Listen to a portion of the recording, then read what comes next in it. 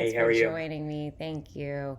So, let me hear what you're up to. I know you're running for assembly, and a lot is changing now with everyone having to stay inside. So, I can't imagine how that affects your campaign.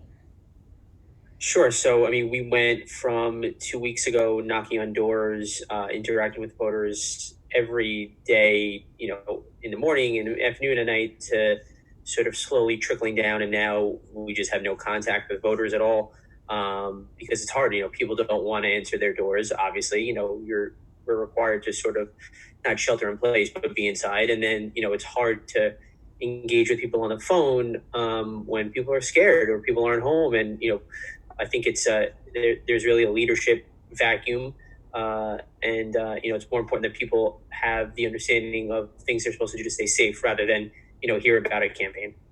So, you're going around educating voters now, what, via the phones and texting and talking about the Yeah, virus? so we're doing a lot on social media, on Instagram, through email, on our Facebook page, and most importantly, I think this is really where I think I'm the best candidate in this race for this. Is I've always been someone who's been promoting small businesses, that's advocating for small businesses, that has a lot of small business ideas on how to change the law that will really help them thrive on day one. And we've been promoting small businesses through social media. So if there's a pizza place that's doing buy one get one, we're putting them out there. If there is a great restaurant that is doing to go margaritas, we're putting it out there. We're just trying to help these small businesses survive in this hard time. And you and I spoke during a social happy hour, and I think we're going to start rolling some of those things out just to stay engaged with people throughout the campaign. If that's informational wise, or if that's possibly for a fundraiser. I think this is a new era in campaigning, and we'll just have to take it as it goes. Are most of the small businesses open in your district, or what are they doing? Most are open or closed. Most are restaurants. Are they serving?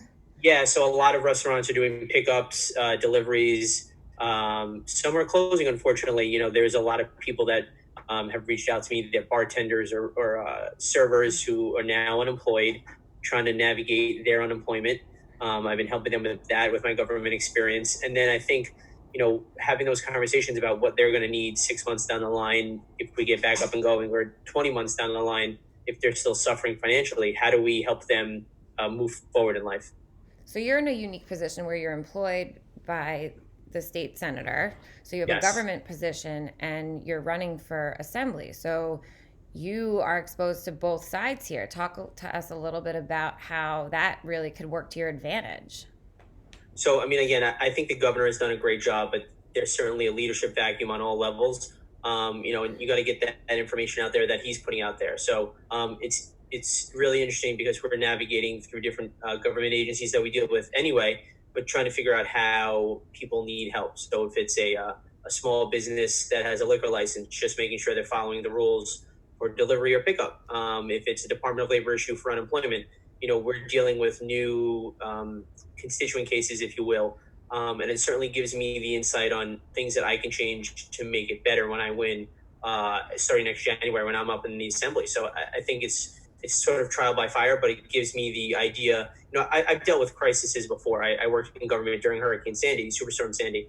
So knowing how there's a transition from the negative into changing the laws for the positive is important. And again, I think I'm going to be the most qualified and experienced person in this race to do that.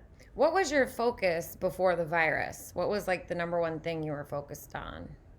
Still small business issues. There's a lot of restaurants that need help starting up on day one, but also ensuring that people in Staten Island and Brooklyn can get to work on time, ensuring that their property taxes are lowering, taxes for small business owners and residents are getting lowered. This district hasn't had someone who was sitting at the table fighting for them in a really long time. There's been people on both sides of the aisle, Democrat and Republican, but it's just sort of lacking leadership and lacking the resources brought back to the district. So, it's really interesting because I think I bring the ability to be charismatic and out there, but also a seat at the table and the experience needed to really help the people of Staten Island and Bay Ridge. Okay, thank you. Thank you for Yep. all your work and for everything that you're doing. And is there anything else you want to add?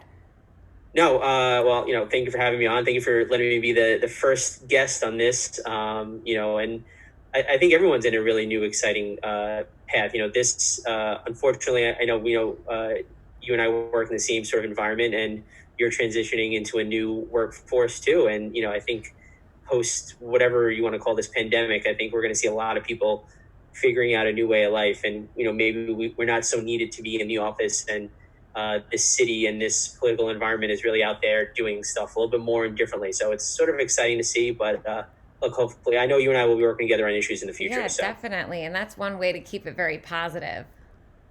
So, exactly, we're gonna get through it as long as we'll get through it together. yeah. Thank you. Thank you very much. Yeah, thanks.